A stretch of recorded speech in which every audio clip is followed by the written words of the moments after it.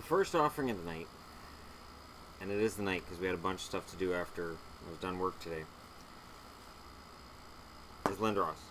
But first, I want to thank Anna for a hat that fits. Important to note, I have this on a much, much smaller setting than most of my hats, and it fits just fine.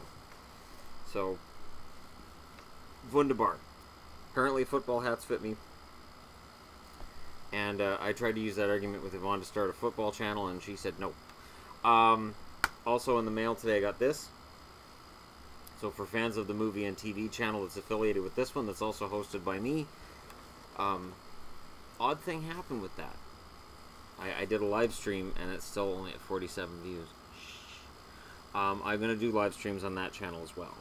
And I intend to do video game playing on that channel too. I've decided I'll just throw everything on the movies and TV channel. Because if I'm watching TV, or I'm on the TV, or it's movie related, sure, it goes on that channel. Now, Lindros. You can't mention Lindros and not look at the Quebec-Philadelphia trade. You know, the one where Quebec fleeced Philly? Even just Forsberg. Forsberg for Lindros, you can argue, was unfair. But when you factor in everything else that went the other way, the Lindros deal was quite the fleecing, and yet he made the Flyers a better team. He got the Flyers into a Stanley Cup final, and he was probably one of the best power forwards in the history of the game. The relatively short career he enjoyed, a lot of that I think had to do with the way that the Flyers handled his concussions. And I've discussed this before, but it warrants discussing again.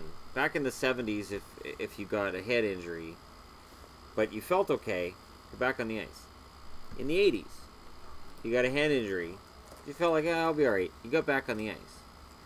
If you didn't have a shoulder out of the socket, you didn't have a broken knee, broken ankle, if there was nothing physically wrong, get back on the ice.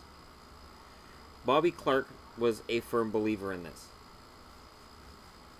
The relationship between Clarke and Lindros was strained and soured, and a lot of it had to do with injuries. Now, Clarke says that Lindros' dad kept stepping in.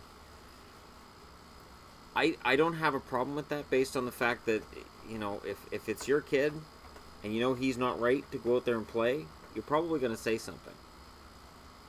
You know he's not right, that he's going out there just to impress management.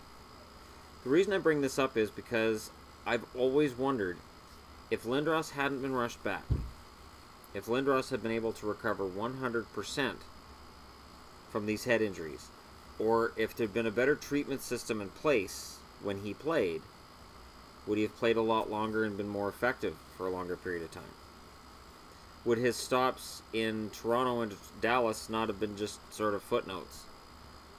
His stop with the Rangers wasn't bad, but he still wasn't the same Eric. You could tell he was on his way downhill. So, Philly is retiring his number. Paul Holmgren announces they're doing the right thing. They're retiring his number, and they're going to have basically an Eric Lindros night, and that's good. Because Lindros, to me, epitomizes what a Philadelphia Flyer is. He's big, he's tough, deceptively fast, good hands, and back down from nobody. And I didn't like Lindros. When Lindros held out on Quebec, I thought, you know what? You play for whoever drafts you. You don't have the right as a draft pick. You don't have the right as an 18-year-old to say, I'm not playing for X team, I'm not playing for Y team, I only will play for that team.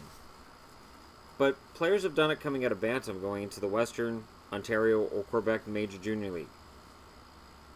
And it's just part of the league. It's part of the game. And with Lindros, he wasn't going to Quebec. He saw a bad situation in Quebec. He knew it was a bad situation in Quebec, and he wasn't going into it. So, at the time, being a teenager, I was fully in sync with everybody else who was judging him. Quebec wasn't in Quebec a few years later. They were in Colorado. If Colorado had drafted him, he would have gone. but he wasn't going to Quebec. It was a rough situation. He knew it was a bad situation. He wasn't going. So, again, for Philly to be retiring his number is a good closure point to that chapter in history. He could have been so much more. He could have scored 1,300 points and had 1,500 penalty minutes. He could have won multiple Stanley Cups if he'd been able to stay where he was in 97. 97, he was at absolutely the top. And then it started to slide after that. And much of that had to do with his concussions and his overall health.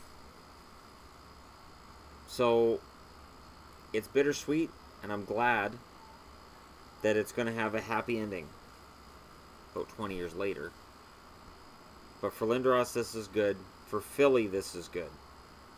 To take an ugly chapter of their franchise's history and make it feel good again. As it should have the whole time that Lindros was in Philly. I don't believe for a minute that Lindros sat out a game when he could have played. And back at the time, I wasn't sure. I was right there with everybody else who was like, I don't know, that Lindros, I don't know if he wants it. Maybe he doesn't want it.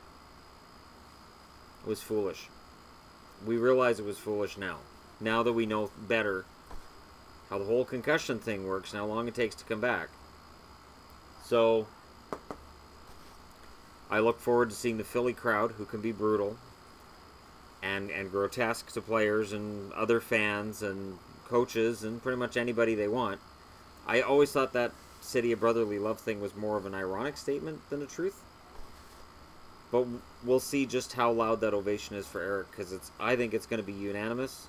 I think everybody's going to give him thunderous applause and cheers, and it's going to be fun to watch.